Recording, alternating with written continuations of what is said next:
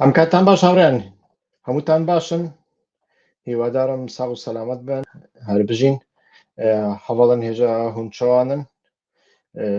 هون باشن هون بەخێر بن سەر و سەر چاوان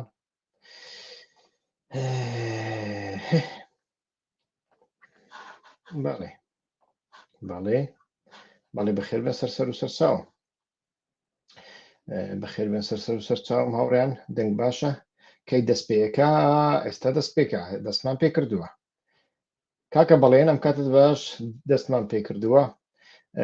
کاکە عەدلێر بەخێر بێ سەر و سەر چاوم کاک شاهین محەممەد بەخێر بێ سەر و سەر چاوم کاک دیار عومەر بەخێر بێن سەر چاوان بەخێر بێن کاک کارزان سەر و سەر چاوم هەمووتان باشن هیوادارم باش بن بەخێر بێن سەر و سەر چاوان هەر بژین هەواڵن هێژە ئیرۆکە ئەس دەخوازم هەنێکی دەماخۆ و تەرخان بکەم ji بۆ پرسیاری وە هەگەر پرسیاری وە هەبن لێ لە کرەماخۆ پرسیاری خۆ هەنێکی بە زەلالی بنویسن یعنی پرسیاری گشتینە بن پرسیاری تایبەت بن و پرسیاری زەلال و ڕوون بن هاوڕێیان ئەوانەی پرسیاریان هەیە تکایە پرسیارەکانتان لای خۆتان بنووسن من کورتە باسێک پێشکەش دەکەم و دوایی وەڵامتان دەدەمەوە و باس لە سەردێڕی بابەتەکە دەکەین کە ئەو تەقلە لێدانە چییە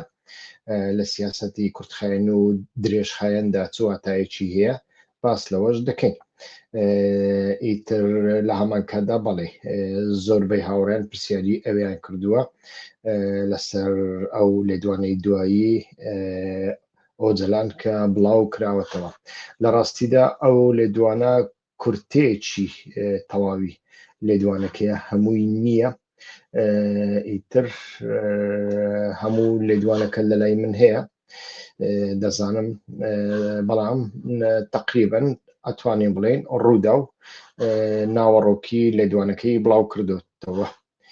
ئەوە چییە بەڵێ ناوەڕۆکی لێدوانەکەی هەموو بڵاو کردوتەوە بەڵێ بزانم دەتوانین ئەوە بکەین بەڵێ ئەمە لێدوانەکەیە دقت خواکەی هاوڕێیان ئەمە با چارە سەرکەم تۆزێک سەبر بکەم تکایە بەڵێ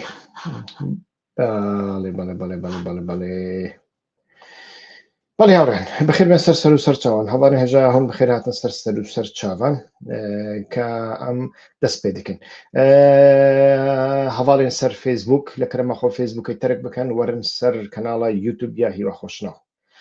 و کەناڵە یوتیوب سوبسکرایب ئابۆنە بکەن لەکەرەمەخۆ ئابۆنە بە معنەیە پارەیان نایە وەک من هەر جاری گوتیە ئەو پەخشە زیاتر وەڵامی پرسیارەکانتان دەداتەوە بەڵام بە سەرەتا پێشە چێکتان پێشکەش بکەم لە ڕاستیدا هەم لەلایەک گوشارەکانی ئیتر کۆنگرس گوشارەکانی لۆبی ئیسرائیلی لەسەر سووریا و لەسەر تورکیا و تەنانەت لەسەر ئیدارەی ئەمریکا لەسەر تۆم باراک و جەماعەتەکەی ترامپ بەردەوام دەکا زۆر بەتوندیش بەردەوام دەکا بەڵام لەلایەکی دیکەش ئیتر پرۆسەی چارەسەری و ئاشتی برایەتی گەلانیش بەردەوام دەکا ئەویش بەردەوام دەکا ئیتر ئەو دوو شتانە بە تەواوەتی دژی یەکترن و هەردوو چیان کاریگەریان دەبێ جا کامیان دەباتەوە بەڕاستی جارێ نازانین ئیتر بەڵام شتێک هەیە دەمەوێت بە ئاشکرا پێتان بڵێم ئیتر ئەگەر چی پرۆسەکە لە لای خەڵکەوە لە جادە ئیتر کە کەوتۆتە ژێر پرسیار کەس باوەڕی پێناکە لە هەموو جارێک زیاتر ئیتر بێ باوەڕی دروست بووە بەڵام پرۆسەکە بەردەوام دەکات من لە سەرەتای دەستپێکردنی ئەو پرۆسەیە ئەوانەی لە مێژە چاودێری ڤیددیۆکانم دەکەن ئەوە دەزانن کە چەندین جار وتومە لە کللتوری دەوڵەتی تورکیا و دەوڵەتی عوسمانیدا ئیتر ئاشتی نییە ڕێککەوتنی چی پێ دەڵێن ڕێککەوتنی ئاشتی خوازانە نییە چ زۆر ڕێککەوتنێک هەیە من بە چەک لێت دەدەم دەتبەزێنم دەتخەمە سەر چۆک ئینجا ڕێککەوتنت لەگەڵ دەکەم یعنی ئەمە لە کولتوری تورکدا هەیە ئەمە ئەو قسەیە من نیکەم ئەمە ئەو قسەیە دەیان سۆسیۆلۆژی تورک دەکەن کە کورد نین ئەڵێن بەداخەوە کولتوری تورک ئەمەیە یعنی کولتورێ تورکان عوسمانیژی دەناودا ئەوەکو ناخوازە بە ئاواییەکی ئاشتی خوازانە بە ئاواییەکی هێمن و لەسەرخۆ بە کەسێ بەرامبەرە ئاشتی و لە هەفکردنێ بکە هەرتم دەخوازە دەستپێکی لە شەڕدا وی ببەزینێ وی بخێ سەر چۆکان پشترا ئیدی لە هەفکردنێ پێڕا بکە ئەو یەک ئەو مەسەلە پڕپەر گرینگە یعنی تورکیا بەوی ڕەنگی حەز دکا دەخوازە پێواژۆ بەردەوام بە پێواژۆ تو حەژێ دکەی حەژێ ناکەی تفلێ دکەی نەعلەت لێ دکەی بەردەوام دکە ئەو بەوی ڕەنگیە لێ وەک من گوت ئەو پێواژۆ دەناوبەرە کەسێک و پێواژۆ دەمەشینن و دەناوبەرە جادێدا پەزگرێکن پەرپەر مەزەن دووارێن پەرپەر مەزن هەنا ئەم بەحسابانە ئیرۆ هەنیان دەکەین بەڵام بە سەرەتا بینە سەر ئەو هەڵمەتەی کە تەقلەی بە تۆماس باڕاک لێدا خۆتان دەزانن لە مێژە ئیتر قسە لەسەر تۆماس باڕاکەیە بە تایبەتیش لۆبی ئیسرائیلی زۆر زۆر توندە لە بەرامبەر تۆماس باڕاک لۆبی ئیسرائیل لە بەرامبەر ئەمریکاش توندە ئیسرائیل و ئەمریکا لە هەندێک بواردا دوو ئەژەندای جیاوازیانەیە هەرچەندە ئەمریکا لە بۆ ئیسرائیل هەموو شتێک دەکات لە بۆ ئاسایشی ئیسرائیل هەموو شتێک دەکات بەڵام هەروەکو لە بەرنامەکانی پێشومدا باسم کردووە لەبەر ئەوەی ئەولەویەتی ئەمریکا ئیراناییەک دوو ئەولەویەتی سیاسەتی دۆناڵد ترامپ ئەولەویەتێکی زۆر زۆر تایبەتە یعنی بە پێچەوانەی ئۆباما بە پێچەوانەی بایدن بە پێچەوانەی ئەوانی دیکەش حەز ناکە لەسەر لایەنی دیموکرات خواز و سیکولار و ئەمانە کار بکە حەز دەکات لەگەڵ گروپێک کار بکە وەکو ئەردوغان گروپێک کار بکە وەکو ئەحمەد شەرع تێگەی یعنی درۆنیە ئەگەر بڵێن گروپەکەی دۆناڵد ترامپ هەمشات و هەمزاتی سەرسەری لە ئێمە زیاتر خۆش دەوێت لە هێزەکانی سووریای دیموکراتیکی زۆر زۆر خۆش دەوێت ئیتر ئەو بەرپرسیارەی CIA کە پێشتر جەنەرال بووە لە عراق ینی پێتریۆس چەندین جار لێدوانیدایە لە ئەمریکا ڕوبەڕوو دیدارێکیشی لەگەڵ ئەحمەد شارع کرد خۆی ئەو بووە لە عراق یەکەمین جار ئەحمەد شەرعی دەستگیر کردووە و بردووتە زیندان وا دیارە لە زیندانیش تەربیەی کردووە ئیتر ماڵی کردووە کەی کردووە ئەو ئەڵێتن بەڵێ یعنی ئەحمەد شەرع کەسێکی سەرسەریە بەڵام کەسێکی سەرسەری پێویستە لە بۆ ڕۆژهەڵاتی ناوەڕاست لە بۆ حکمی سووریا کەسێکی وامان پێویستە و ئەمە لە هەندێک بواردا لەگەڵ لۆبی ئیسرائیلی یەکتری ناگرێتەوە لۆبی ئیسرائیلیش لۆبیەکی بەرفراوانە یعنی لۆبی ئیسرائیلی یەک کاتەگۆری نییە لۆبی دەوڵەتی ئیسرائیلمان هەیە دەوڵەتی نەتەنیاهۆمان هەیە کە دژ بە عەرەبە دژ بە ئیسلامە دژ بە جیهادیەکانە لۆبی گلۆبالیستی یەهودیمان هەیە لە ئەمریکا وە لۆبی کۆمپانیاکانمان هەیە ئەمانە هەر هەمویان تا ڕادەیەک بۆچوونی تایبەت بەخۆشیان هەیە ئەگەر چی لە هەندێک شوێندا یەکتر دەگرنەوە هەر لە بۆ هەندێک تەماشا دەکەین ئەو دووسێ ڕۆژە هەندێک دەنگ بڵاو کرانەوە کە ئەو دەنگانە پێشتر نەبوون یعنی لە سەردەمی هێرشی دەستەی تەحریری شام و جیهادیەکان بۆ سەر حەلەب حتا وەکو بچووکردنەوەی نفوسی جوگرافیایی سووریای دیموکراتیک کە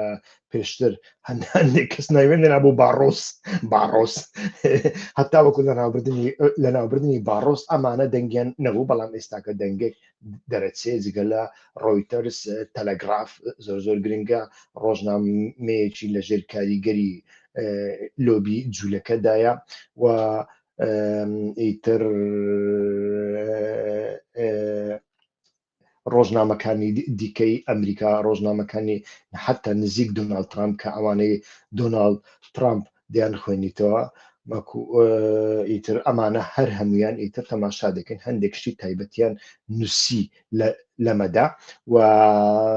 لە هەمان کادا کۆنگرێسیش ئیتر دەستی بە گوشارێک کردووە لەبەر ئەوەی لەو هەڵمەتەدا کۆنگرێس بەشداری پێ نەکرایە وایانش پرسی پێ نەکراوە ئیتر ئەمەیان ڕاستیەکە لێرەدا دەمەوێت سەرەتا لەسەر ئیسرائیل هەندێک شت بڵێم ئیسرائیل کەوتە ژێر پرسیارەوە چونکە لە 5 مانگ دانیشتنی لەگەڵ دەستەی تەحریری شام کرد لە پاریس و ئیتر هەر 5 مانگیش هاکان فیدانیش لە پاریس بوو وێنەیەکی لەگەڵ ئەسعەد شەیبانی بڵاو کردەوە لە هەمان کاتدا ئیتر بینیمان یەک ڕۆژ دواتر هەڵمەتەکەی سەر حەلب دەستی پێکرد ئیتر هەم کوردەکان و هەم لایەنە دیموکراتیەکان حتا هەندێک یەهودی دیموکرات ئیتر بەڕاستی حەپەسان و زۆر هێڕشیان کردە سەر ئیسرائیل ئایا ئیسرائیل گڵۆپی سەوزی هەڵکردووە بۆ هێزەکانی ئەحمەد شەڕع و تورکیا کام هێڕشە بکەن یان نا و دوای ئەوە ئیتر ئیسرائیلیەکان لێ دوانیاندا کە ئەوان بە هیچ شێوێک لە کۆبوونەوەکەدا باسی ئەم شتیان نەکردووە و ئەمە تاڕادەیەک ئۆکسجینی بەو کوردانەدا کە لایەنگری ئیسرائیلن ئیسرائیل دەپارێزن هێشتاش پێیان وایە ئیسرائیل ئەکرێ شتێک بکە لە بۆ کوردەکان بەڵام ئەمە ڕاستی بابەتەکە نییە خۆی هیچ کەس نەیوتووە ئیسرائیل لە کۆبوونەوەی پاریسدا بە ئەحمەد شەرعی بتووە بڕۆ هێڕش بکە سەر کوردەکان بەڵام کاتێک ئەتۆ لەگەڵ ئەحمەد شەرع ڕێک دەکەوی ئەو ئەحمەد شەرعی کە دەترسێ و تەجروبەی دروزەکانیشی هەیە لە کاتێکدا تۆ هێشتا لەگەڵ ئیسرائیل ڕێک نەکەوتووی ئەتۆ بچی هێڕش بکێ سەر کوردەکان هێڕش بکێ سەر دروزەکان هەڵەیەکی زۆر زۆر کوشندە دەکات چونکە پێشتر ئەم هەڵەیەی کردهبوو لە بەرامبەر دروزەکاندا بەڵام لە کاتێکدا ڕێککەوتن لەگەڵ ئیسرائیل بکرێت لەو ڕێککەوتنەدا هیچ بەندێک نەبێت کە بەرگری لە مافی کوردەکان هەبوونی کوردەکان بکە ئەمە واتای ئەوەیە کە ئیسرائیل لە بینی پەنجەکانیدا تەماشای کردووە ئەگەرنا ئیسرائیل هیچ کات نەپێی خۆشە هاوڕێنی سەر فێسبوک دەربکەون دوا دەرفەتە دەربکەون وەرنە سەر کەناڵی یوتیوب فێسبوک دادەخری ئیتر ئیسرائیل بە هیچ شێوەیەک نە حەز دەکا نەگوتوێتی نەئەڵێ فەرموو هێڕش بکە سەر کوردەکان یعنی سیاسەتێکی وە دیپلۆماسیەتێکی وە بە هیچ شێوەیەک خۆی لە خۆیدا نابێ بەڵام ئەوەی بووە وەکو وتمان پێشتر ئەحمەد شەرع ترسێکی هەبوو دەوڵەتی تورکیاش ترسێکی هەبوو ئەگەر هێڕشێک بکاتە سەر کوردەکان لەو بینەدا هەڵوێستی ئیسرائیل بە کردداری نەوەک بە قسە چ دەبێت لەوە زۆر زۆر دەترسان و ئەوانەی چاودێری چاپەمەنی تورکیایان کردبێ ئیتر باش ئەوە دەبینن ببورن کاتێک ئەم جۆرە ڕێککەوتنەکرا و لە ڕێککەوتنەکەدا وەکوتم بە هیچ شێوەیەک باس لە مافی پێکهاتەکانی دیکە نەکراوەتەوە بتەوێت و نەتەوێت ئیتر ئەمە گڵۆپێکی سەوزە لە بۆ تورکیا و لە بۆ جیهادیەکان هەڵکراوە فەرمونون هێڕش بکەنە سەر کوردەکان ئێمە هیچ هەڵوێستێکی کردداریمان نابێت لێرەدا بابەتەکە بخوێنەوە هەواڵێن ئیسرائیل چی هەواڵێن ئیسرائیل چی ئیدی گەلەکن ئەو ئیسرائیل چی دوو بەشن بەشێکیوان لە ناو پەکەکێنە بە تایبەتی ئەوێن لە ئەمریکایەنە ئەوێن لە ئەوروپایەنە حتا بەشێکیوانی ئیتر دەبکو لە چیە بن ئاژی لە سووریە بن و بەشێکیوان لە دەروێ پەکەکێنە دەخوازن نەفەسێکی بگرن نەفەسێکی بدەن و ئیسرائیل داخوێنیدایە و ئەو لە پشت ئێرشە سەر حەلەبێ و حتا نەها نینە کەسی نەگوتیە ئەو لە پشتن کەسی نەگوتیە ئەو ئۆکەی کردنا ji بۆی هێرشێکی وسا لێ وەک من گوت گاڤک و ئەحمەد شەرع و دەوڵەتە تورکیا لە ترسێ vێکێ ساڵێکی زێدەترە ساڵێک و نیڤە ڕاوەستانە هێڕش بکەنە سەر کوردان نەوێرن ji بۆی و دەبێژن دەوڵەتە ئیسرائیل دێ کارڤەدانێوی دەواری کردداریدا دەواری پراکتیکیدا چ ببێ گاڤک و ئەم لە هەمبەری هێزن سووریای دیموکراتی حملەیەکی بکەن و مەدید لە پشتی ینی 5 vê mehê ew be ئەوێرا لە هەفکردە لایفکردن بە ئیسرائیلی ڕا چێ دەبێت نەوسا و شەشی مەهێ ئێرەش تێکردن بۆ سەر ئەوێ بۆ سەر شێخ مەقسوود و ئەلەشرەفیە ئاv تو بخوازی نەخوازی تەوێ واتایەک و ئیسرائیل دەناوبەرە تلیەن خۆوە لە مەسلێ نەریە و ئەحمەد شەرع و ئەردۆغان لەوردا جەسارەتێکی مەزن گرتنە دەوێ هون دەوی واریدا خۆی یەک ئالی بکەن یعنی هون دەبێژن لۆبی گەرەک ئەم کارێ لۆبی بکەن سیاسەتا دەربە بکەن استراتیژی بن خوێندەوان بن جاهیل نەبن ئەم پسپۆرن گەرەک هەی قەسەدا گەرەک هەی پەکەکە گەرەک هون دەست پێشخەریە و ئینسیاتیفێ بدەنە دەستێمە لێ مێژیەوە تێرێ ناکە ji bo ku hûn stratejiyekî rast destnîşan bikin birastî jî yani heta niha jî hûn bawir dikin ku İsraîl bi çi avayekî rolê wî nîne İsraîl tu caran rastewrast nabêje herin hêrişê ser Kurdan bikin ez bi we re tiştekî nakim lê İsraîl ji bo wan re rûnîştiye û gotiye temam me qebûl e hûn başûr bidin me bakur jî ji bo we bakur ji bo we meneya wî çi ye meneya wî ew e yani bevî rengiya ya dinê niha pêvajo wek min got pêvajoya aştiyê çi dibe bila bibe rexneya min gelekî li ser hene min du sê mehê pir piştgirî lêdaye ji bo çi min piştgirî lê kir ji bo ku eger dewlet destê xwe dirêjî te bike dewletekî endamê natoye dewletekî bihêz e û dewleteke dibêje me tirsiya terorî li ser min heye û dunya vê gutarê lê dikire heger ku ew destê xwe aştî dirêjî te kir tu nekarî red bikî xelet e tu mecbûrî destê xwe bideyê kî dibe bila bibe baxçerî dibe an jî kesekî dinê dibe heta Ehmed Şerع dibe heta Daeş dibe gava ku destê xwe dirêjî te kir tu mecbûrî destê xwe dirêjî bikî lê di vê pêvajoyê de tiştê ku ez herî zêde rexne dikim ocalan îradeya me ye ocalan nabe îradeya te be ji bo ku baxçelî wisa dixwaze niha baxçelî di rêka ocalan de bi aracê ocalan de me yek bi yek dixwaze terbiye bike terbiye bike hevalekî min heye berê li Almanya bû kadroyekî mezin ya pekekê bû di astê komîteya navendî de bû êdî wê demê hinek daxuyaniyên di navbera mît û ocalan de dikewin destê wî û ew xweşiya wî naçe û ditirse ku ocalan rêyekî bê bekaranîn bi avayekî ji avayan ji bo tesfiyekirina hereketa Kurdî êdî wê demê ji min re jî got ez dixwazim li nav hereketê dûrkevim rûnîşim min çi qasî pê re got tu dikarî van yekane bi got û bêjan derbas bikî filan filan nebû hevalekî dinê jî be min rabû ew heval rûnîşt piştî ku rûnîşt êdî li yek dû nivîsan de ez bawerim rêxistin rexne kiribû rexneyekî wisa tûj jî nebû hêrij jî nebû êdî bi şeş kesan pir lêxistin destê wî şkenandin serê wî şkenandin çend roj beriya niha êdî hevalekî dinê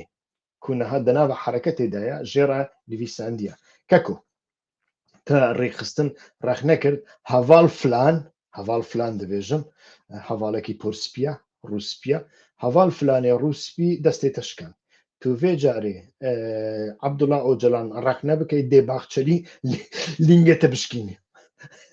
yani tiştekî wisa birastî hem komîk hem trajîd jê re nivîsandiye em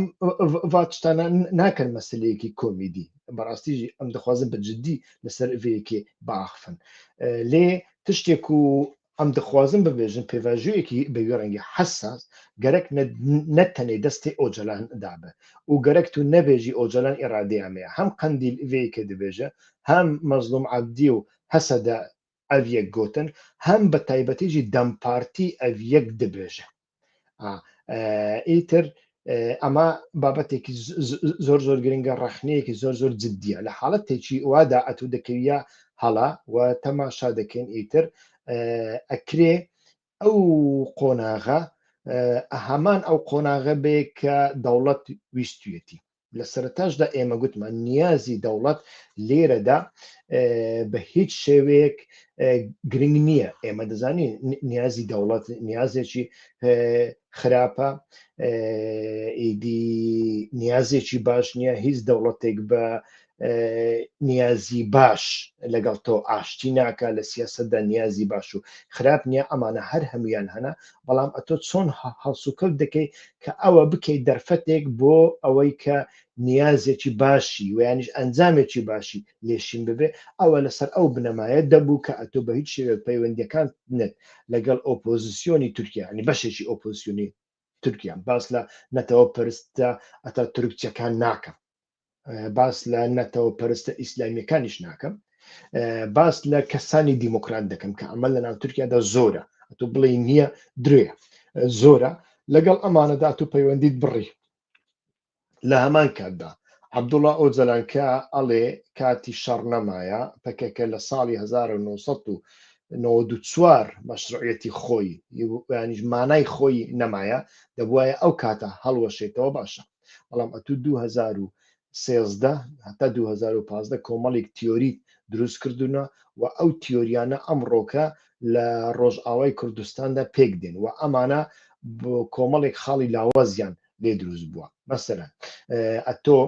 هەم بزوتنەوەکەت سەر بە ئەمریکایە ئەمریکا دروستی کردووە لە ڕۆژئاواوە نیە قەسەدا کە چەکی بەدەستە چەکەکە ئەمریکیە پشگیریەکە ئەمریکیە پارەکە ئەمریکیە حتا بەرگریەکە کە لی دەکرێت ئەمریکیە لە هەمان کاتدا ئەتۆ کۆمەڵێک تیۆریت دروست کردووە کە تیۆری ئانارشیستە و لەو بینەدا تەماشا دەکەین با نمونەیەکتان لە بۆ بێنمەوە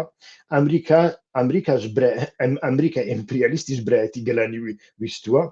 عەبدوڵڵا ئۆجەلانیش برایەتی گەلانی ویستووە بەڵام لەو بینەدا برایەتێکی گەلان دەرکەوتووە کە برایەتێکی گەلانی زۆر زۆر سەرسەریە خوێڕیە ئەویشتە برایەتی گەلان لەگەڵ عەشیرەت هەتا وەکو ئێستاش من باوەڕم بە برایەتی گەلانە لەگەڵ نەتەوەکانی دیکە ئەتۆ لە قامیش لەو لە ستاپەنجەی کورد نییە تۆ ناچاری برایەتی گەلان بکەیت یعنی ئەو پەلاماردانە بێمعنایە چییە بەڕاستی هیچ مانایەکی نییە تۆ ناچاری بکەیت بەڵام ئەتۆ چووی برایەتی گەلانت بە ئەکسەنتی ئەمریکی کردووە چونکە ئەمریکیەکان ئەم کاتە کۆمەڵێک عەشیرەتیان لەدەستدا بووە ئەم عەشیرەتانە نابێ بچنە لای ئێران نابێ بچنە لای داعش و نابێ بچنە لای ئەسەدیش بۆ ئەوەی ئەمە نەکرێ دەبێ ئەمانە لەگەڵ هێزەکانی سووریای دیموکراتیکدا متربە بکرێن و سعودیا پارەکەیان بدە هێزەکانی سووریای دیموکراتیکیش چەچیان پێ بدە و بیان پارێزی و بیان خاتە لای خۆی بەڵام ئەمڕۆکە تەماشا دەکەین ئەمانە هەر هەمیان هەڵگەڕاونەتەوە لە ئێستاوە کە هەڵگەڕاونەتەوە بەڕاستی معنای ئەوە نییە کە چونەتە لای ئەحمەد شەرع نەخێر هەتا وەکو ئێستا عەشیرەتەکانی دێرەزور بە خۆیان دێرەزور کۆنتڕۆڵ دەکەن عەشیرەتەکانی ڕەقەش بە خۆیان ڕەقە کۆنتڕۆڵ دەکەن دەست پێشخەری بە تەواوەتی لە دەستی ئەحمەد شەرعدا نییە یعنی ئەمە نیشانی ئەدا کە ئەمریکا هەتا وەکو ئێستا لەسەر ئەو خەتەی کە پێشتر سازی کردبوو بەردەوام دەکات لێرەدا کۆمەڵی کەم و کورتی دەردەکەون و ئۆجەلان نایهەیە بەرپرسیارەتی ئەمە بگرێتە ئەستۆی خۆی چۆن پەکەکە نەیویست بەرپرسیارەتی شەڕی خەندەق بگرێتە ئەستۆی خۆی گوتیان ڕەخنە لە خۆمان دەگرین فلان بەڵام تێپەڕ کرا ئیتر ئەمەش وایە باشە بۆ هەر دەبێ ئێمە باز بدەین و ڕەخنە لە خۆمان بگرین و بکەوینە دادگا و لێکۆڵینەوەمان لەگەڵدا بکرێت بۆ ئەوان نابێ بکرێت لێرەدا پرسیارە حەقانیەتەکە ئەمەیە کە پێویستە بکرێت ئەمە بە هیچ شێوەیەک نەکراوە دەربارەی ئیسرائیل ئەمن ئێستا کەس دەڵێم لە کاتێکدا پێواژوەیەک هەیە بە ناوی پێواژۆی تورکیا و پەکەکە ئۆجەلان ئەو پێواژوەیە قبول کردووە تۆش وتوتە ئۆجەلان ئێرادەی ئێمەیە غەڵەتە پەیوەندی بەو شێوەیە لەگەڵ ئیسرائیل ئەتو دینامیک دەخەیە ژێر پێواژوەیەەکە و دەوڵەتی تورکیا تحریک دەکەی هەان دەدەی بۆ ئەوی هێڕشت بکاتە سەرێ ئەمە دەبێت قبول بکەین ئەوە لە چوارچەوەی جیۆپۆلیتیک دەڵێم لە چوارچەوەی هەست و حەقانیەت ناڵێن زۆر کەس ئەڵێن ئێمەش حەقمان هەیە پەیوەندیمان لەگەڵ ئیسرائیل بەڵێ حەقمان هەیە بەڵام لە جیهانی ئەمڕۆدا حەق و ناحەق نییە لە جیهانی ئەمڕۆدا هەر کەس دەیەوێ ناوچەی نفوسی خۆی دروست بکە تەماشاکە هاوڕێی بەڕێز ئیمارات وڵاتێکی چەند بەهێزە ئیمارات بە تەنیا لە یەمەن 100,000 ملیسی هەیە و ئەمانە درۆنیان هەیە تانکیان هەیە بچووکترین چەکیان دۆشکای 4 لولەیە بچووکترین چەکیان تۆپی 106 بچووکترین چەک دێگەی پارەیەکی زۆر ئیمکانێتی زۆر درۆنێکی زۆریان هەیە بەڵام سعودیا چی لەو هێزە کرد چۆن پاشەکشەی بەو هێزە ئیماراتیەکرد بۆ لەبەرەوەی ئیمارات لەگەڵ ئیسرائیل پەیوەندی زۆر خۆشە. سعودیا هەرچەندە بەکردار هیچ دژی ئیسرائیل نیە، ڕەنگ بسمێنێ بچێتە ناو پەیمانی ئیبراهیمیش، بەڵام بە ئیمارات دەڵێ ئێرە ئەو یەمەنە ناوچەی نفوزی منە، ئەتۆ بۆت نییە بە کەیفی خۆت تێیدا بگەڕێ و بگەوزێنی، چونکە ئەتۆ پەیوەندی لەگەڵ ئیسرائیل هەیە. کەواتە ئێمە دەبێ ئەوە لە بۆ تورکیاش قبول بکەین، لە بۆ تورکیاش قبول بکەین کە تورکیا لەگەڵ ئیسرائیل ڕێککەوتووە، باکووری بداتێ ئەویش باشوور بداتە ئیسرائیل، ئەتۆ لە باکوور پەیوەندیت لەگەڵ ئیسرائیل هەبووە، یان دەبێ پێشتر لەو پەیوەندیەدا گەڕانتیەکەت هەبوایە کە ئیسرائیل لە هەموو هەڵ و مەرجێکدا بەرگریت لێ دەکا کە گەڕانتیت نییە ئەم جۆرە پەیوەندیانە مەکە. تێدەگەی لێ مەسەلەکە حەق و حەقانیەت نییە. ئێمە هەتا ئەو ڕۆژ ئەتوانین سوود لە لۆبی ئیسرائیل وەربگرین لە ئەمریکا، بەڵام ئەتۆ بێ پەیوەندی بکەیت لەناو سووریادا لەبەر چاوی خەڵکدا کە من دەزانم ئەمە هەیە، با کەس ئینکاری نەکا، ئەو زانیاریانە لە جیرفانی مندانە، حتا دەزانم لەگەڵ چەند جار دانیشتونە، هەندێک جار بە ئاشکراش دانیشتونە، حتا هەندێک جار ئەمانیان بردوونەتە شاخەکان. ئەی هاوڕێ ئەتۆ ئەڵێ ئەمن پابەندی پێواژۆمە، بەڵام لە هەمان کاتدایتر شتێک دەکەی کە ڕێک پێچەوانەی پێواژویە کە ئۆجەلانیش بە ئاشکرا باس لەوە دەکا لەگەڵ ئیسرائیل بە هیچ شێوەیەک هەڵسوکەوت مەکەن، پەیوەندی نەکەن، چونکە ئەمە ئەگەرچی داخوازی ئیدۆلۆژیکی ئۆجەلانیش بێ، بەڵام لە ئۆجەلان زیاتر ئەمە یەک لە مەرجەکانی پێواژوەیە، یەک لە داخوازیەکانی پێواژوەیە و یەک لە ئامانجەکانی پێواژوەیە. ئەگەر ترسی ئیسرائیل نەبا پێواژە و دەستی پێ نەدەکرد. لێم تێدەگەن ئەمانە کۆمەڵێک بابەتن لە یەکتر زۆر نزیکن، پێویستە ئیتر ئەمانە وەکو پێویست قسەیان لەسەر بکرێ هاوڕێیانی بەڕێز. ئیتر ئەمانە هەمویان هەن ئەو لێدوانەی ئۆجەلن کە ئێستا دەرکەوتووە، ئیتر شتێکی نوێ نییە لە بۆ من، هەموو شتەکان ئیتر ئەم شتانن کە لە سەرەتاوە باسی لێوە کردووە، بەڵام ئەتوانم بەڵێن پێم خۆش بێ پێمان ناخۆش بێ پێواژەیەکە بەردەوام دەکا. بەڵێ هاوڕێیان لە خوارەوە پێدادێم هەتا سەرەوە بزانم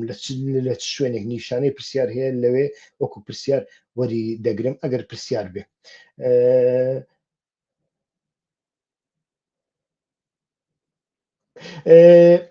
سیاسەتی مووقفی رووسیا ئیتر هەندێک مووقفێکی کۆنا. کاک ناسڕەدین پرسیاری کردووە، هاوڕێن تکایە تۆزێک کۆمنت ڕابگرن تاوەکو وەڵامی پرسیارەکەم دەمەوە ئەگەر پرسیار نییە. ئیتر کاک ناسڕەدین، سیاسەتی رووسیا وەکو جارانەوە، رووسیا لە ڕاستیدا لەبەر ئەوەی وڵاتێکی فدرالیە، مەسەلەی ئۆتۆنۆمی ئەتنیکەکان، فدراسیۆنی ئەتنیکەکان زیاتر کولتوری ڕووسەکانە، یعنی لە سەردەمی سۆڤێتدا هەتاوەکو ئێستا بەرپا دەکرێت، هەتاوەکو ئێستا لەگەڵ چێچەنەکان لە چێچانیا تەماشا دەکەین، ئۆتۆنۆمیان هەیە، تۆ ناتوانانی بڵێ نیتیان، ئەوان بە خۆیان ناوچەی خۆیان بەڕێوە دەبن. پێشتریش ڕووسەکان بەردەوام ئەویان گوتووە، بەڵام ئۆتۆنۆمیەکی ئیداری و کولتوریە، ئۆتۆنۆمیەکی سیاسی نییە. ئیتر ئەمەیان پێشتر لە سەردەمی ئەسەد چەندین جار دووبارە کردوێتەوە و ئەکرا ئەو کاتە ئەوان ئەو بابەتیان ئیتر گەیان بە ئەنجام، ئەوەی نەیهێش بگاتە ئەنجام مەسەلەی هێزە چەکدارەکان بوو. مەسەلەی هێزە چەکدارەکان، هێزەکانی سووریای دیموکراتیک ئامادە نەبوون بە هیچ شێوەیەک هێزە چەکدارەکانی خۆیان هەڵوەشێننەوە، ئیتر ئەمە جێبەجێ نەکرا. ئێستا ئەمریکا لە سووریا دەکشێتەوە، بە احتیمالی زۆرەوە دەکشێتەوە، ئیتر نازانین سیاسەتی دوایی ئیسرائیل چییە لەو بارەیەوە، بەڵام پێم وایە ئیتر ئیسرائیل زۆر شتی بۆ ناکرێ لەو سەعاتە بەدواوە. ئیسرائیل ئەوەی زۆر بیهەوێ بۆی بکرێن لە ناوچەیەکی حەبسکرا وەکو قامیشلی هێزێکی پۆلیسی هێزەکانی سووریای دیموکراتیک هەبێ، بەڵام دەوروبەری لەلایەک هێزەکانی ڕۆژ دەوریدا بن لەلایەکی دیکەش هێزەکانی دەستەی تەحریر شام و سوپای گوایە ملیسەکانی رووسیا سووریا بن. ئیتر ئەو هێزە لەوێ بمێنێتەوە لە ئەگەرێکدا کە ئەحمەد شەڕە لە کۆنتترۆل دەرچوو ئەمانە بتوان شتێک بکەن لە بەڵام ئەمریکا دەکشێتەوە کە ئەمریکا دەکشێتەوە لە بۆ رووسیا ناوچەی قامیشلی جگە لە ناوچەی کەنارەکانی دەریای سپیناوەڕاست ناوچەی قامیشلیش ناوچەیەکی بۆشاییەکی باشەکە رووسیا بتوانێت پڕی بکاتەوە مووقفی رووسیا ئەوەیە ئەگەر چی کاتی خۆی لاڤڕۆڤ زۆرجار لێدوانی گەرە شێوێنانەی داوە ئەمریکا دەوڵەت لە بۆ کوردەکان دروستەکە دەوڵەتێکی کوردی دروستەکە لە سووریا وەکو ئەردۆغانیەکان دەیانگوت ئەمە ئەسڵ و ئەساسی نەبوو ئەو لێدوانانە زیاتر دژ بە ئەمریکا بوون وە گوشارێک بوون بۆ سەر هێزەکانی سووریای دیموکراتیک کە لە ئەمریکا دوور بکەوێتەوە ئیتر بەڵام لە بنچینەدا بۆچوونی ڕووسەکان بۆچوونێکی نەگۆڕە ڕووسەکان بۆچوونێکیان هەیە کە دەبێت کوردەکان جۆرە ئۆتۆنۆمیەکی کولتوری و ئیداریان هەبێ وەکو ئەوەی کە رووسیا بە نەتەوەکانی دیکەی داوە لە باوەشی خۆیدا بەڵام ئەمانە لە ژێر ئێرادەی رووسیای گەورە دابن وەکو چێچەنەکانی قادریۆفی ئیتر بە کورتی ئەوێ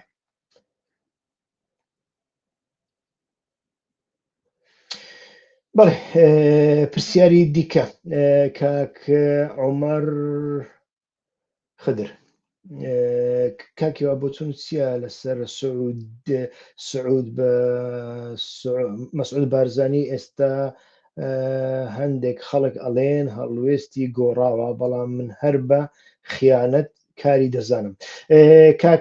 کاکە گیان کاک عومەر دیارە تۆ بابەتەکەی منت ئەمڕۆ بەیانی نەبینیوە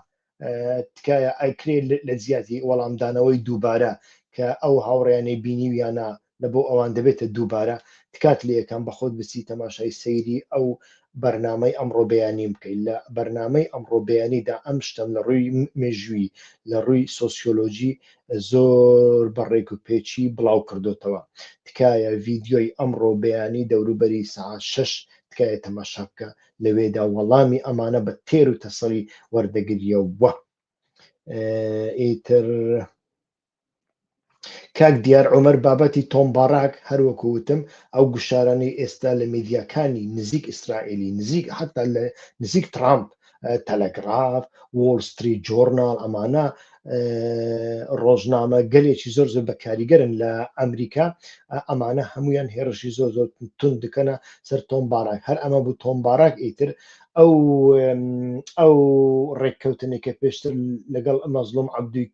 کردبووی ئێستا خەریکە دەیگۆڕێ لە ڕێککەوتنی ئێستادا مرۆڤ ئەتوانێ بڵێ یعنی جێگای گفتوگوێە بێگومان بەڵام تاڕادەیەک ڕێگای داوە کە هێزەکانی سووریای دیموکراتیک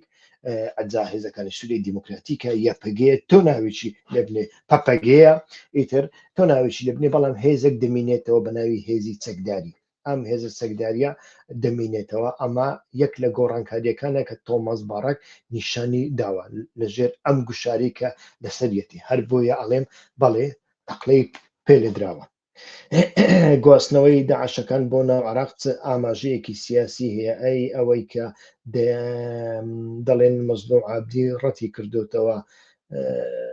شەری حەشد بکات ئەساسی هەیە هاوڕێ گیان مەزلوم عەبدی خۆی لە خۆیدا شەڕی حەشد ناکە نەک مەزلوم عەبدی حتا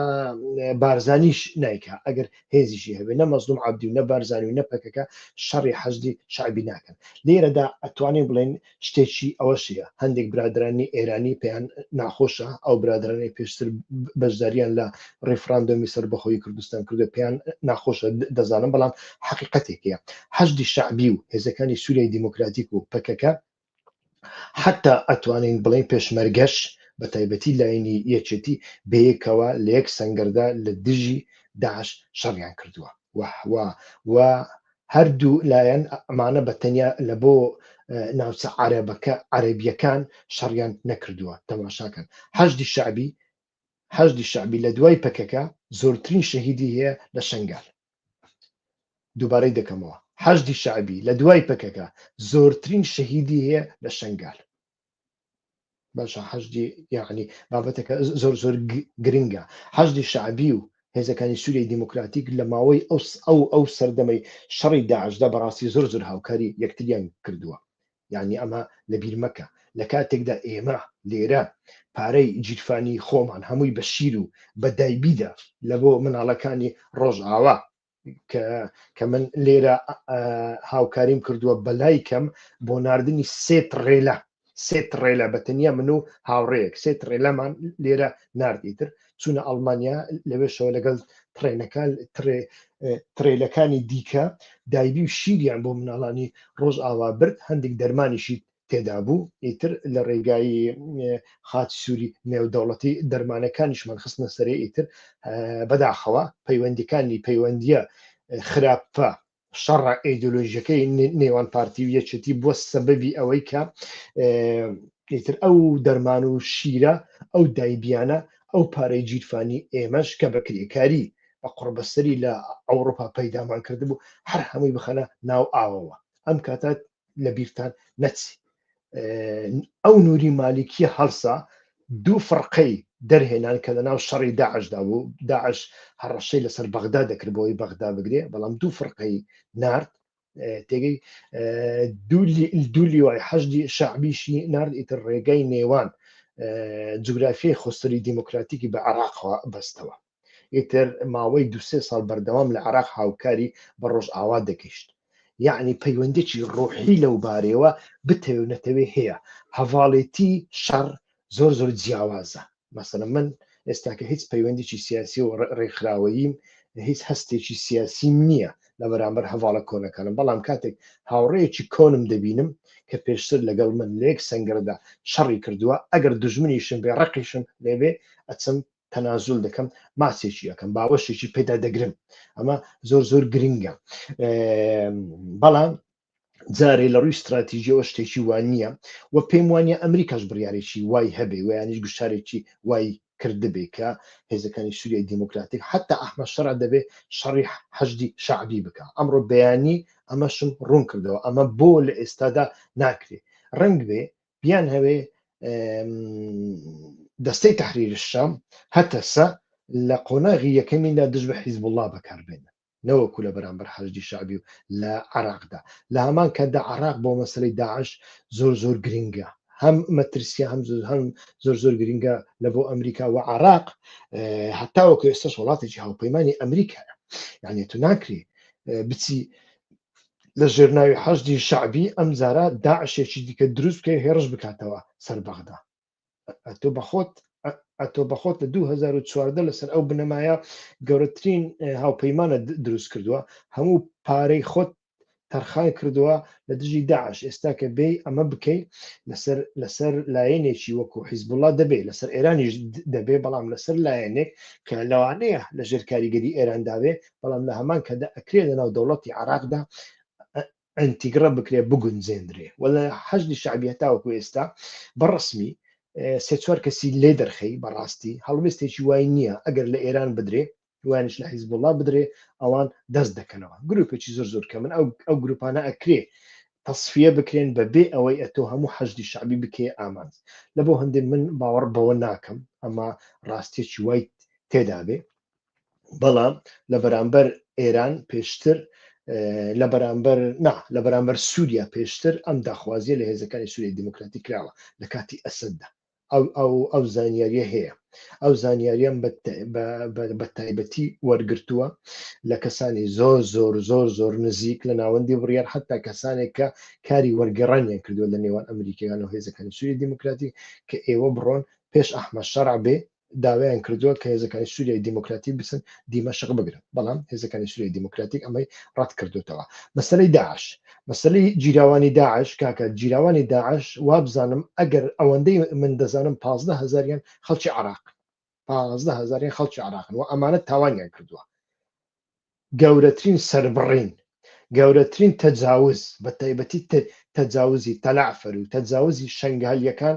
ئەمانە کردویانە کە ئێستا یعنی ئەو ماوەی لە زیندانەکان دابوونە نە ئەمریکا ڕێگای داوە هێزەکانی سووریای دیموکراتیک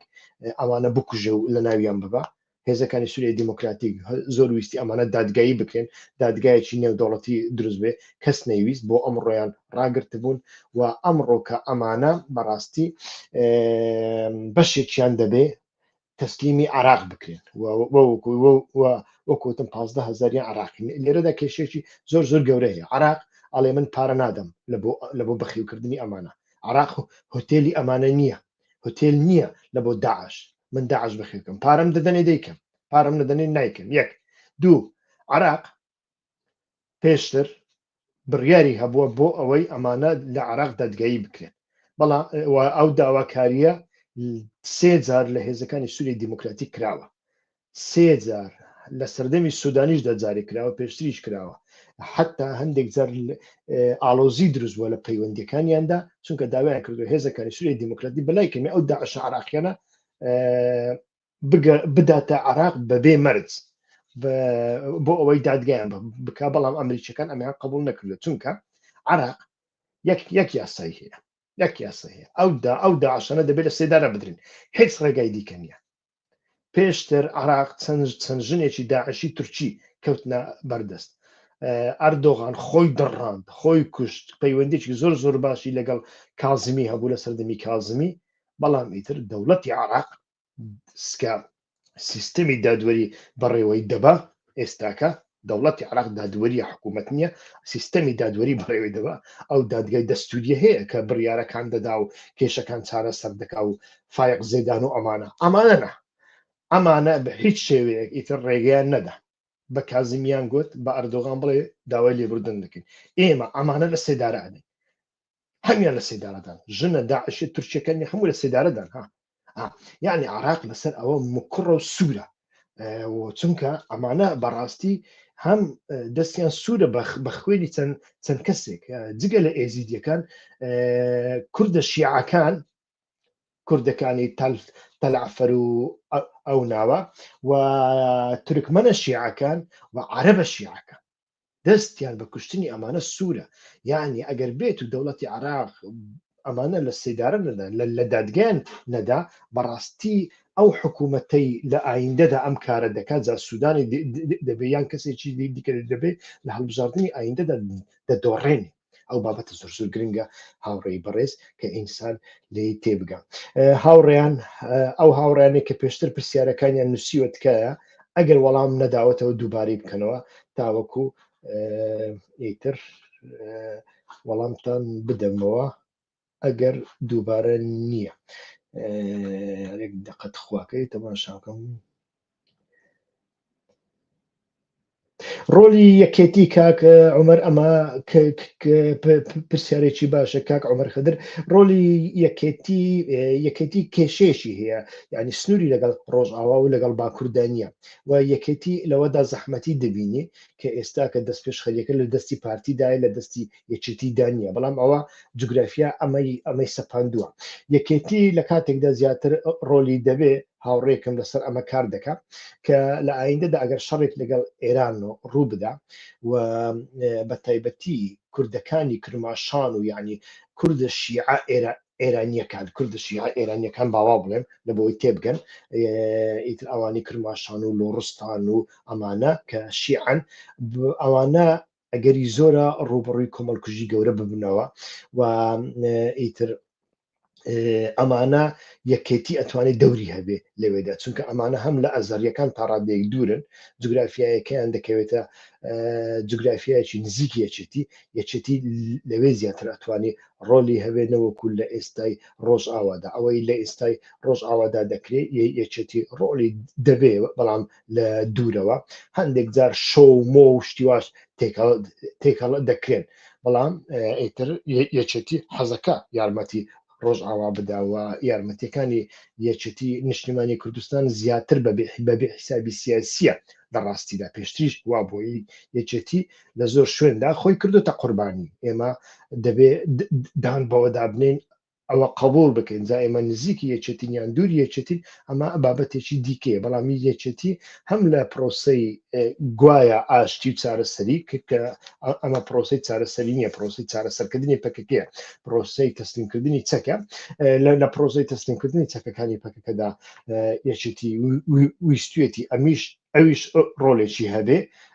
بەڵام ڕۆلی کەم پێ دەدرێت چونکە جوگرافیا هەروکوتم زیاتر حکم دەکەم کە پارتی لەوێ زیاتر بەڵات دەستە کەکیوا دەمێ بزانم ئایا بەڕێز ئۆجلان باوەڕی بە دەوڵەتی کوردی هەیە بەڕێز ئۆجلان لەمێژ باوەڕی بە دەوڵەتی کوردیەوە نییە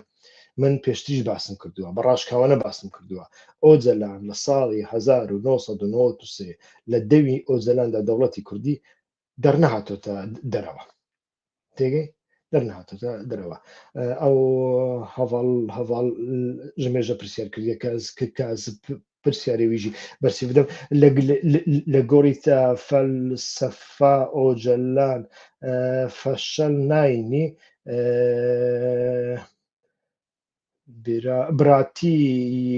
براتیا گەلان ئێلێن عرب 12 ساعتان هەمی ڕقاو دێرە زۆر و دا ئیتێ تەسلیم بوون ji bo milyonan dolaran kekê min kekê Canal Mansûrî kekê Canal Mansûrî serçavan ji bo pirsiyarê te kekê Canal Mansûrî ev mijar her peyvekî wê yanî şayînê gotûbêjekî taybet e فەلسەفەیە ئۆجلان چ قاسی فەلسەفەیە فەلسەفە نیە نزانم حتا چ قاسی ئیدۆلۆژی نییە ئەو ژی نزانم لێکان بێژن فکرێ ئۆجلان بەگشتی لە گۆڕی تەکتیک چ دەبن لە گۆڕی باوەڕیان من یعنی دەوردا پارادۆکسێکی پەرپەر مەزن هەیە divê حرەکەت لە سەروەیەکی کار بکە و divê ev yek ji ئۆجلان را بێگوتن تو نەکاری لەسەر بنگەها تەکتیک فکر ئاوا بکەی فکر حتا استراتیژی لەسەر بنگەهەکی دنێ ئاوا دەبن دەستپێکی فکر ئاوا دەبێ پشترا استراتیژی ئاوا دەبێ پشترا سیاست و تەکتیک لێ ئۆجلان ji bo ku de şert û mercekî daye ev şert û merc li serwî tiştekî feraz dike ku li gorî tektîkan siyaset bike û li gorî tektîkan ji bo ku siyaset bike ew ehtiyacê vê ye teoriyên cuda bibîne ku ev nîşan bide ku ew ji bo dewleta Tirkiye pêwîst e û bi wî rengî bikare bi rola xwe di siyasetê de cêxwe bigire ji nû ve ev rastiyekî wisa ye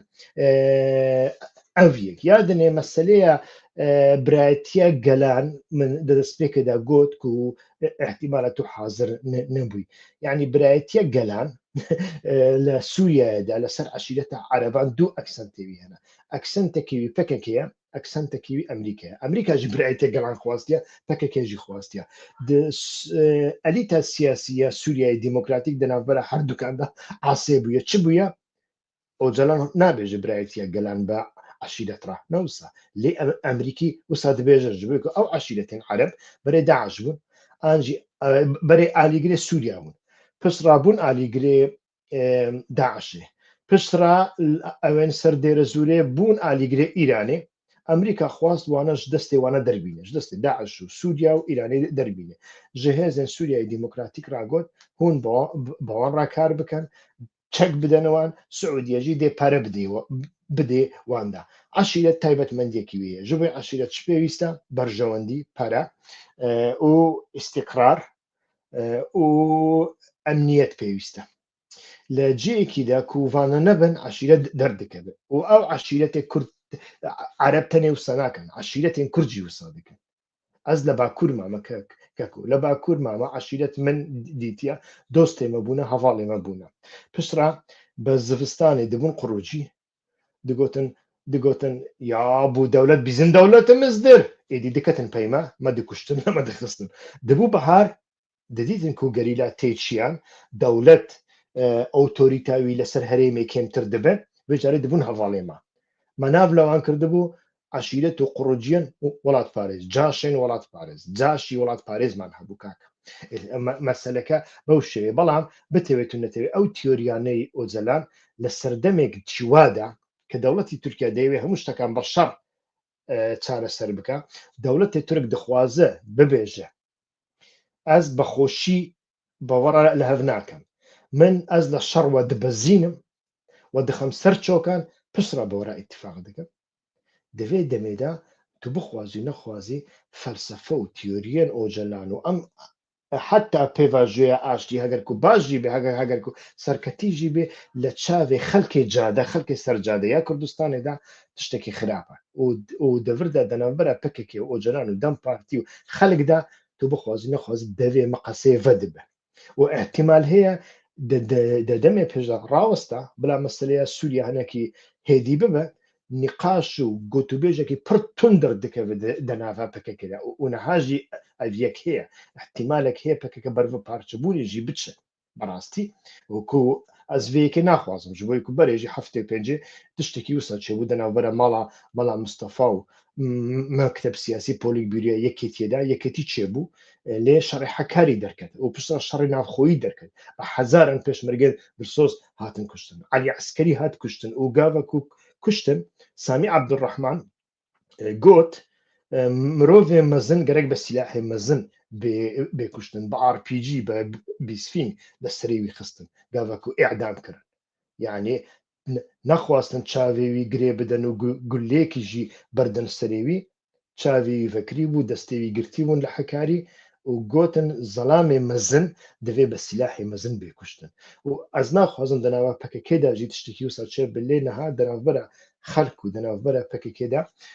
devê meqesê vebûye di pêvajoya nû de pêvajo berdewam dike divê navberê de pêvajoya baxşerî berdewam dike Öcalan jî pêraye Dem Partî jî pêraye nekerin niha şûn ve nekerin xwe tê da ew te got îradeya me îmraliye tu çûyî tu mecbûrî vêyekê qebûl bikey lê wek min got êdî nîqaşekî pir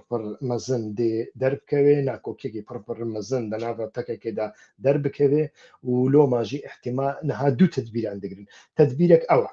kesên ku nasyonalîstin milliyetçî ne netewperistin ihtimala ev yek hereketekî çêbikin yani ihtimala wisa bifikirin û ev heger ku hereketekî çêbikin hinek kes dibêjin bi taybetî dewleta Tirk wisa difikiriye bila ew neçin cem Îranyan an jî neçin cem İsraîlyan bila hinekî nêzîkî me bibin loma jî rola Kak Mesûd Barzanî devî warî de hinekî giring e ku wane biçin aliyê Kak Mesûd Barzanî ji ber ku Kak Mesûd Barzanî çi dibe bila vê dîsa mutefîqa dewleta Tirkiye û AK Partiya ne wisa ev yek li aliyekî dinê jî niha di pêvajoya demê pêşda rêk pêşiya Öcalan vedikin ku li rêka sosyal medyayê re bi millet re bikare biaxivî komûnîkasyon bike ev jî heye gelek spas ji bo pirsiyarê te pirsiyarekî giring bû Kak Canan Mansurî min pirsiyarê te bersîv da lê em wekî Kurdî parçeyên din tu ne xelkê Bakurî belê dibînin ku ev yek rast e em ger xwe teslîmî kesekî zîndanê wekî Öcalan bikin na min gotiya berê jî ev yek xelet e yani hemû tişt bizava Kurdî li her ciyekî de di nava PKK de jî divê bizavekî çend qaçî bî çend pêyî bî çend pêwî hebin yek pê nebe heta di nava pedekê de jî min gelek cara gotiya yani heger ku meselen sala 2014 şûn ve pedekê Barzanî xeletiyekî mezin kir ji bo ku bizava Kurdî bike bizavekî yek pêyî yek qaçî çi kir serokê parlemanê qewitand hawî derve ne wisa hawî derve û deriya parlamentoyê girt gava ku te deriya parlamentoyê girt tu dikevî nav pirsgirêkên pir mezin parleman pir giring e pir giring e lê binêre Katalan bi me re referandum kir serokê wan çar serokê wan hatin Belçîkayê hatin welatê min temam heta carekî li press konferansekî de ez jî çûm min guhdarî wan kir yanî li Belçîkayê bûn piştre ez bawerim meseleya wan çareserkirin lê İspanya nekarî bû li hemberî Katalan tiştekî bike ne erdê wan dagîr bike silah bibe ser serê wan tiştek wisa nebû çima nekarî bû ji bo ku Katalan parlamentoyekî wî demokratîk hebû ئەو پەرلەمانتۆ نە پەرلەمانی فلان حیزبی و فلان کاک فلانی و کاک فلانی بوو لێ کاک مەسعود پەرلەمانیا کوردستانی سازیە کوردستانی حکوومەتە هەرێمی کوردستانی و کوردستان وەک مؤسسە وەک سازی کرد سازیە مەڵا بارزانانی و پشت ڕاژی ڕابوو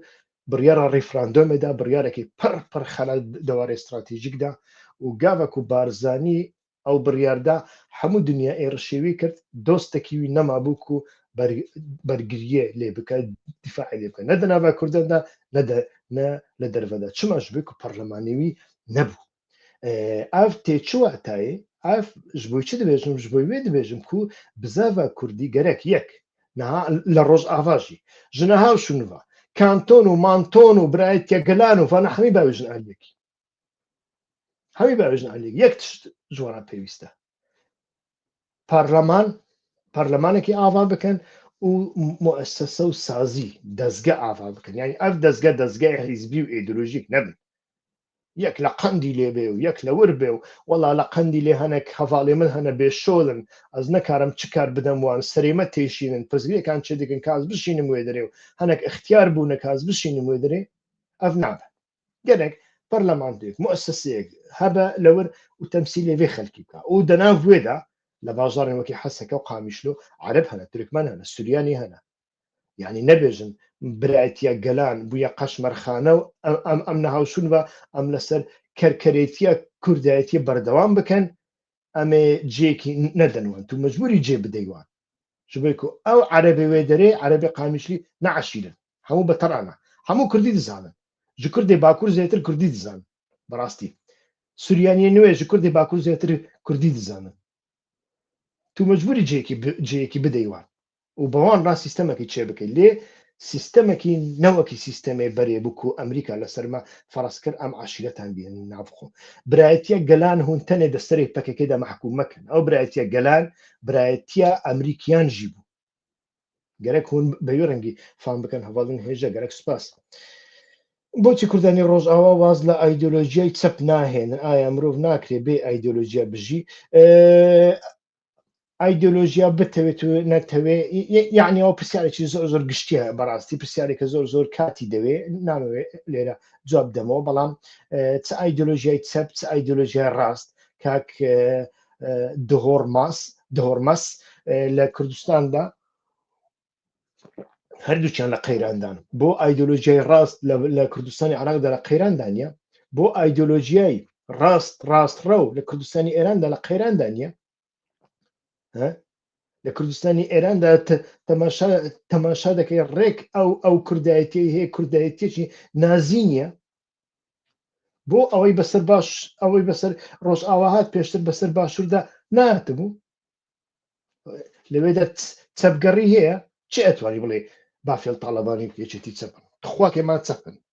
تخواکەی پێت وایە ئەمانە چەپن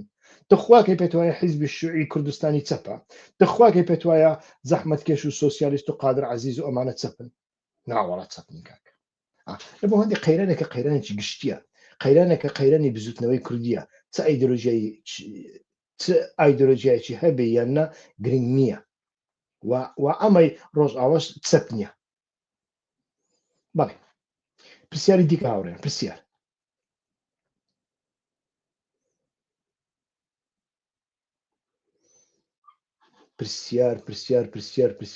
پرسیارتان هەیە هاوڕێ چ پرسیارێکی جواب نەداوە پرسیاری من ڕۆژئاوا کەسانی سیاسی و دیپلۆماسی و یاسازان نییە کاک هەندرێن حەمەدەمین ڕێز و سڵاوم بەخێر بێ سەرسام کاک هەندرێن لە ڕۆژئاوادا کەسانی بەتوانە زۆر هەنە کاک هەندرێن تەماشا بکە لە سەرەتای لەدایکبوونی ڕۆژئاوادا ساڵح موسلیمێکت هەبوو ئێستا ساڵح موسلیمێکی دیکەت هەیە هەستت بەوە کردووە کاک هەندرێن لە سەرەتای لەدایکبوونی سیستەمی ڕۆژئاوادا بینیت چ سەرنجێکی خەڵکی لە بۆ خۆ ڕاکێشا بوو دیپلۆماتی زۆر گەورە دەرکەوتن لەوێ بە تایبەتی کاک هەندرێن تەماشا بکە من بە پێچەوانی هەندێک هاوڕێی ناسیۆنالیست بیر دەکەمەوە چونکە ڕۆژئاوام بینیوە تەماشاکە لە ڕۆژئاوادا ئێمە دوو نەتەوەمان هەنە دوو کەمەنەتەوەە ژمارەیان کەمە دەسەڵاتیان زۆر کەمە بەڵام دوو کەمەنەتەوەی هەری بە تەجروبەن هەری زیرەکن لە ڕۆژهەڵاتی ناوەڕاستدا یەکیان ئەرمەنیەکانن دوو سریانیەکانن لە سەرەتای لەدایکبوونی ڕۆژئاوادا ئەرمەنی و سریانیەکان هەموو جیهازی ئیستیخبارات و دیپلۆماسی و پەیوەندیەکانی دەرەوەیان لەدەستدا بوو وەوە زۆر بەهێز بوو زۆر بەکاریگەر بوو وڵات نەبوو ڕۆژانە باسییان نەکە بەڵام ئێستا کە ئەو هەموو ڕۆژە ئەو هەموو شتە دەقەومێ ئێستا کە لەژێر کاریگەری لۆبی ئیسرائیلی لەبەرەوەی حیای چووە ئیتر هەندێک ڕۆژنامەی کە لەژێر کاریگەری خۆی دانا وەکو فاینانشڵ تایمز و تەلەگراف و وۆڵ ستریت جۆرنال و ئەمانە شت دەنووسن ئەویش لە دژی تۆماس باڕاک شتێکی دیکە نییە کوا هەڵوێستی دنیا ئەوەی لە سەردەمی سەرەکانی هەبوو کوال لە ئێستادا هەیە نییە ئەمە هۆی چییە هۆی ئەوەیە لەوێدا حیزب دەستی خستە ناو هەموو شتێک دەستی خستە ناو هەموو شتێک بە ئاشکرا دەڵێم ئەمن لە هەموو کەس سەریحترم کاک هەندرێن ئەمن پێش 3 ساڵ بەرنامەم ساز کردووە ناوم لە ڕژێمی ڕۆژئاوا ناوە ڕژێمی کادرۆ یعنی ڕژێمی کادیر کە بە تورکی پێدەنە قادرۆ کرمانجەکە بە کرمانجی پێ قادرۆ ئەڵێن قادرۆ کە دەکە نەقە جامن ئەو کاتە دوسێ بەرنامەم لەسەرەوە ساز کردن لەژێر ناوی سیستەمی کادر قادر نادر بە پێکەنینەوە ینی بەگاڵتە جاڕیەوە هەندێک تیتڵێکی وە سەرنجڕاکێشم لە بۆ ساز کرد لەوێدا باسم کرد کە سیستەمەکە چۆن گۆڕانکاریان پێدا کرد چۆن دەوڵەتێک هەبوو لە پشت دەوڵەتەکە لە سیستەمەکەدا بۆ نمونە ئەوان کانتۆنیان داناوە یانیش کۆمۆنیان داناوە هەرچەندە من لەگەڵ کۆمون و کانتۆن نیم کۆمون و کانتۆن لە بۆ سویسرا دەبێ لە بۆ ڕۆژئاوا نابێ کە عشیرەتی تێدایە فلاین تێدایە بێوان تێ نانیبی خۆی ئاونیبی خۆی مەسلەی سەلامەتی هەیە تێگەی ئاساییش نییە بەڵام سەرباری ئەوەش کۆمن و کۆمسیۆن و ئەم جۆرەشتانە دروست کراون لە کۆمینەکاندا یەکێکی ئێزیدیان دەهێنا دێن خستەناوی سەریان دەگرت و دێن خستەناوی ئەرمەنیشیان دەهێنا دێن خستەناوی عەرەبێکیان دەهێنا دێن خستە ناوێ کوردێکیان دەخستە ناوێ بەڵام نە کوردەکە نە عەرەبەکە نە ئەرمەنیەکە نە سوریانیەکە نە کلدانیەکە نە ئێزیدیەکە نە تورکمەنەکە هیچ دەسەڵاتێکی نەبوو لە پشتەوە کەسێک هەبوو کە خەڵکی ئەوێش نەبوو یعنی خەڵکی سووریا نەبوو بە تەلەفۆنێک هەموو ئەو کارانە ئەو بەڕێوەی دەبردن لە دواییشدا خەڵک زانی بیان خەڵک کاتێک کارێکیان ببوایە نەدەچونە لای کۆمسیۆنی بەلەدیە بۆ نمونە شارەوانی بۆ خزمەتگوزاری دەچون ئەو هەواڵی کادروێیان ئەو هەواڵی قادروێیان ئەو قادر و نادریان دەدۆزیەوە ئیتر بە تەلەفۆن بێ وەیانیش ڕاستۆڕاست پێیان دەگوت فلان کارمان بۆ بکە ئەمن ئەوم لە نزیکەوە هەست پێ کرد چەندین جار لێ کۆڵینەوە لەسەر کرد و بەرنامەم لەسەر ساز کرد ئەمە وا دەکا کە ئەتۆ کەسانی پسپۆرت نەبن کەسانی حیزبی بینی بیان کێ کەسانی پسپۆر پەیوەندی دیپلۆماسی پەیوەندیەکانی دەرەوە بەڵام پەیوەندیەکانی دەرەوە هەتاوەکو ئاگر هەتا ئێرەینێ ئیتر دەنجی لێوە نایە تێگەی ئەوە هیچ دەستگایەکیش نییە لە هەمان کاتدا پەیوەندی دەرەوە بۆ نمونە لە ئەمریکا ئاسانیش نییە بەڕاستی کاک هەندرێ مەسەڵەن من تەماشای بۆ چوونی ئەو برادرانە دەکەم ئەوانەی لە ئەمریکا ئەوانەی لە ناوپەکەکەن و ئەوانەی لە ناوپەکەکەنین هەر هەمویان هەتا ئێستاش سوورن لەسەر ئەوەی کە ئەمریکا هەتا دوایی دۆستی کوردەوە هەتا دوای شتێک بۆ کورد دەکا و ئیسرائیل باشە و ئیسرائیل خراپ نییە و ئیسرائیل تاقا هێزێکە لە پشتمانە و فلان و بیان هەتاوەکو ئێستاش لەسەر ئەمە سوورن ئەوە نازانن یعنی لە جیۆستراتیجەت و جیۆسیاست تێنەگەشتونە کاکە لە جیۆسیاست لە سەردەمی ئەمڕۆدا ترامپ ڕێگە نادا لە ئەمریکای لاتیندا وڵاتێک هەبێ دژ بێ و بی ئەچێ سەرۆکەکەی و ژنەکەی دەڕەفێنێ ژن ڕفاندن لە هیچ سەردەمێکدا نەبووە بە تەنیا ئەدریسی بەتلیسی شەری ژنی ئەوەی ڕفاندووە جارێکی دیکەش باسمان کرد ناوی چ بوو سەفەوی بوو تێگەی کاتێ هێڕشی لەگەڵ کرد و وابزارم لە تەبرێت چونکە ئەدریسی بەتلیسی هەتا تەبریز چوو لە تەبریز ژنەکەی برد کردیانە کنێزە لای خۆیاندا بۆ سوکایەتی پێکردن ئێستا کە لە سەردەمی ئەوڕۆدا وڵاتێکی دیموکراتی وەکو ئەمریکا ئەم کارە دەکا کاکە چین لە ناوچەی خۆی ڕێگە نادا تایوانێک هەبێت لە مەودووە مستحیلە رووسیا ڕێگە نادا لە ناوچەی خۆیدا ئۆکرانیایکی نزیک ناتۆ و نزیک ئیسرائیل و ئەملا و ئەولا هەبێ نزیک بەریتانیا هەبێ قبول ناکە تورکیاش قبول ناکە لە سنووری خۆیدا هێزێکی سەر بە ئیسرائیل هەبێ وانش پەیوەندی هەبێ لەگەڵ ئیسرائیل من ناڵێم کوردەکان سەر بە ئیسرائیل بەڵام ئەڵێ هەڵەیان کردووە پەیوەندیان لەگەڵ ئیسرائیل بەستووە لەو بارەیە پەیوەندی لەگەڵ ئیسرائیل بە هەڵە نازانم بەعیب نازانم حەقا بەڵام حەق نایخوا کاک هەندرێ سیاست شتێکی دیکەیە لە ڕۆژهەڵاتی ناڵێم لە ڕۆژ لە هەموو جیهاندا ئیمارات وەکوتم هاوپەی خزمی ئیمارات خزمی ئەلسعودە ئەوانە تقریبا یەک عشیرەتن بووینێتە دوو پارچە ئەوانە خزمن وانە بەڵام ئیمارات سعودیا چ دەردێکی بە ئیمارات کرد لە یەمن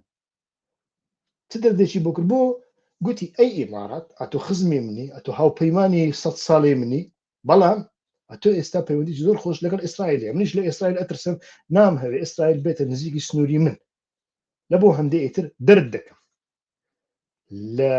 یەمن دەری کرد ئەو ئیماراتە بەهێزە ئیمارات زۆر بەهێزە کاک هەندرێن ئیمارات بە تەنیا لە یەمن 100,000 ملیسی پەروەردەکراویە 100,000 ملیس بچووکترین چەکیان دۆشکەی 4 لولەیە بچووکترین چەکیان دڕۆنە بەڵام جگەلەوە ئیمارات لە ئەفریقا لە وڵات نییە ملیسی ئیماراتی تێدا نەبێ لە یەمنەوە لە لیبیاوە بگرە هەتا خوارەوە هەتا ئەفریقای خوارەوە بڕۆ ئیمارات هەیەی بەڵام سعودیا لێ قبول ناکە لە ناوچەی ئەودا بێ بڕۆ بۆ خۆت لە ئەفریقا چیرێکی بکاڵێ تورکیش ئەمە لە ئێمە قبول ناکە دەبێمە واقعبین بین کەواتە ئەو پەیوەندیە ئێمە لەگەڵ ئیسرائیل پەیوەندیی ناواقعیانەیە و ئەو برادرانی کە ئەمڕۆ توانای دیبلۆماسیان هەیە ئەمانەی کە ئەکرێ سوودیان لێ ببینن دکتۆراتم هەیە ماستەرم هەیە لە علاقاتی نێودەوڵەتی خوێندومە هەر هەمێنەتە ئێستا وای بیر دەکەن و نا کێشە لە ئیسرائیلدا نییە ناڵێم کێشە لە ئیسرائیلە و ناڵێم ئیسرائیل گوتێتی بڕۆ لێیاندن بیان کوشن بەڵام ئەڵێم پەیوەندیەکانی تۆ لەگەڵ ئیسرائیل تورکیا تەحریک دەکە و ئەتۆش پێواژۆی ئاشتیت قبول کردو ئەچۆڵی ئۆجەلان ئێرادەی ئێمەیە ئەوە نابێ ئایا ئەوەت نەکرد بە هیچ شتێک دەگۆڕە دیسا هیچ شتێک نەدەگۆڕە ئۆجەلانیش ئێستا کە بەبا پرۆکسی موسات هیچ شتێک نەدەگۆڕە حەلەبت هەر لە دەست ئەدا ڕقت هەر لە دەست ئەدا دێرە زورت هەر لە دەست ئەدا چونکە ئیتیفاق کراوە کاکە اتفاق کراوە ئیسرائیل بەخۆی گوتێتی کەکە باشوور بۆ من باکوریش بۆتەوە ئەی تورکیا تەواو خەلاص و بڕایەوە بەڵێ کاک هەندرێن هیوادارم وەڵامی پرسیارەکەتم داوێتەوە زۆر سوپاس لە کار و چاڵاتچێک نییە کار و چاڵاتچەکان هەواڵ مەزلوم وەجیهەی پێشکاویڕایە هەموو کار و چاڵاتچەکان لە ئەوەی وی دەکرێن ئیتر بێورەیەکی زۆر گەورە هەیە ڕاستیەکە بڵێمیتر هەرچەندە ئەمە ئێستا کە خەڵک کار و چاڵاتی دەکا بەڵام ئەمە زیاتر خەڵک دەکە کاکیوە تکایە بۆم ڕوون بکەوە بۆچی بەڕێز ئۆجەلان باوەڕی بە دەوڵەتی کوردی نییە ئایا بەدیلەکەی چیە ئۆجەلان لە ساڵی 1993 باوەڕی بە دەوڵەت نییە لە فکری ئۆجەلاندا دەوڵەت هەم لە بۆ کوردەکان شتێکی ڕیالیست نییە ئەتۆ 1000 دەوڵەتی دروستکەی جیرانەکەت هەر دەبێتەوە ئەو دەوڵەتی کە شەڕت لەگەڵ کردووە هەر ئەتۆ لە دواییدا دیسا دەبیەوە کۆیلەی ئەو دەوڵەتە لە بۆ هەندێک دەوڵەت دروستنەکەی باشترە تێگەی ئەمەیان تا ڕادەیەک ڕێگای تێدا دەچێ تێگەی ڕێگای تێدا دەچێ ئەمە ئەوەکەی ئۆجەلان لە ساڵی بەڵام ئەوە بە تەنیا پەیوەندی بە حەبسخانەوە نییە من بەڵگەت بۆ دێنمەوە ئەڵێم وەرە قسەیەکی ئۆجەلان بۆ بێنە لە ساڵی 1993 بەدواوە کە باسی دەوڵەتی کردوی نەیکردووە شتێکی تازە نییە ئۆجەلان پێی وایە لە تورکیادا ئەتۆ هەتاوەکو دەوڵەتت بووێ هەتاوەکو هێزی چەکداریت هەبێ لە دەرەوە ئەتۆ هەر تێرۆریستی 10 میلیۆن دەنگیش بێنی سلاحدین دەمێرتاش 10 میلیۆن دەنجی هێنا سلاحدین دەمێرتاش لە 115 دەنجی تورکیا هێنا ئەستا 15 کە نییە کاکە لە بۆ کووردا تێگەی بەڵام هەر تیرۆریست بوو هەر خستیانە زیندان هەر قایمیان خستە شوێنی ئۆجەلان پێی وایە ئەگەر ئەتۆ واز لە دەوڵەت بێنی واز لە حیزبی یاخی بووی بێنی بچێ ناو دەوڵەت لە ناو دەوڵەتدا خۆت بتوێنیەوە ئەمە لەوێدا ئەتوانی خزمەتێکی باشتر بە نەتەوەکەت بکەیت ئەمە ڕاستی و ناڕاستی هەیە جێگای گفتوگویە ئەزەریەکان لە دوای کۆماری کوردستان لە مەهاباد ئەویان کرد ئەزەریەکان بەڵێ سەرکەوتوو بوون ئەزەریەکان هەموو ئێرانیان خستە دەست خۆیان بازار لە دەست ئەواندا سوپا لە دەست ئەواندا زۆر دام و دەستگای دیکە ئێرانی لە دەست ئەزەریەکاندانە جگەلەوەی سەر کۆمار و ڕێبەر ئەزەرینە بەخۆیان بەڵام کوردەکان ئەمیان نەکرد لە دوای کۆمار بەردەوام بوون لەسەر یاخی بوون دەوڵەتم دەوێ ئۆتۆنۆمیم دەوێ فلانم دەوێ حزبی چەکدار تێگەی هیچیان بە هیچ نەکرد ئەوەی لێ کوژرا کورد بوو ئەوەی جاهیل ما بێپەروەردەما کورد بوو یەک ئەزەری نبینیەوە زانکۆی نەخوێن دەبێت لە ئێران بەڵام تەماشای حاڵی کوردەکان بکە لە ڕووی ئابوووریەوە کوردەکان هەژارترین نەتەوەی ئێرانە دێهاتی کورد نەما وێران نەکرێ بەڵام یەک ماڵی ئەزەری وێران نەکرا ئەمانە هەمویان بەڵگەن کە ئەم قسەی ئەو جەلان دەیکا ڕاستە بەڵام چۆن جێبەجێی دەکات لە چه هەڵۆ مەرجێک جێبەجێی دەکا دەمپارتی و خۆی و ئەمانە چۆن جێبەجێی دەکەن لەمەدا کێشەیەکی زۆر زۆر گەورەی هەیە کێشەکە ئەوەیە هەموو شتێک هەموو هێلکەکان بخێنە سەبەتەی ئۆجەلان بەڕای من ڕاست نیە ئەمە ڕاست نیە بیر بۆ چوونەکانی بابەتی ئۆبجکتیفی تێدایە بابەتی نائۆبجکتیفی تێدایە ئۆجەلان کەسێکی بیرمەن نییە من ئەوەم بۆ دەرکەوتووە ئەو جەلان بە پێی کۆنژەکتور و تەکتیک تیۆری دەکات کە ئاما لە ڕووی تیۆریە سەقەتە نابێ بیکەی نابێ هیچ کەس بیکە بەڵێ سوپاس دەکەم زۆر زۆر ممنونم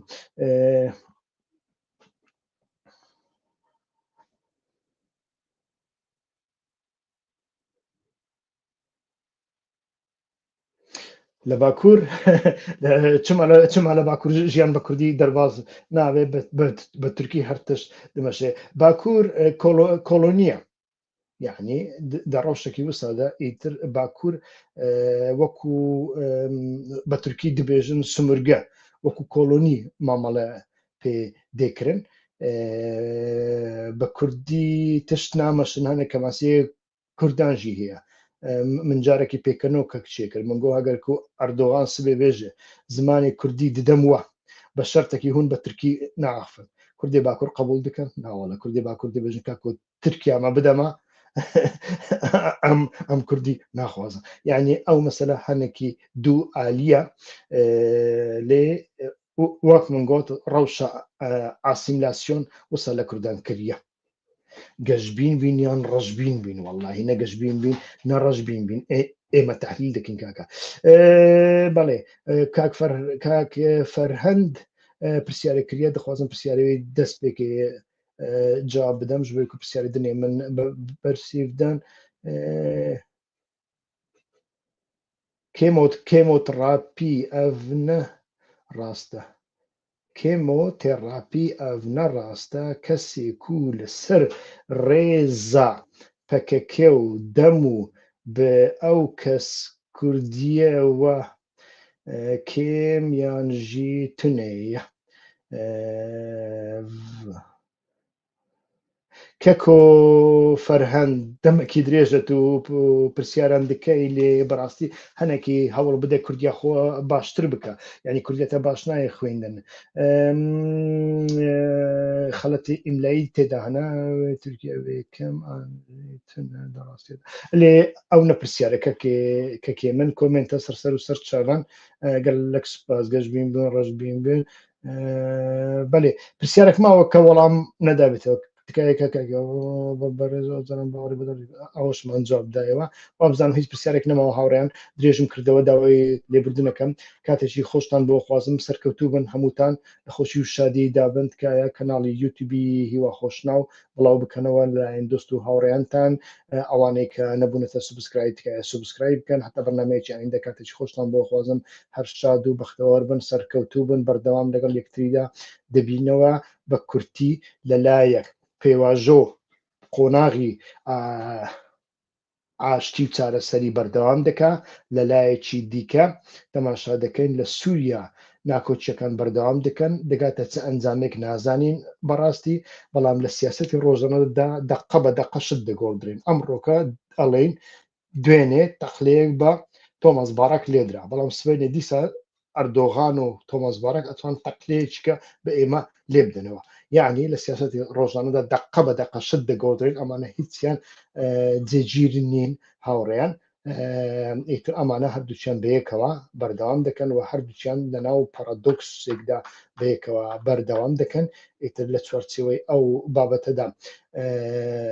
کار لەسەر بابەتەکان بکرێ پێم وایە باشترە.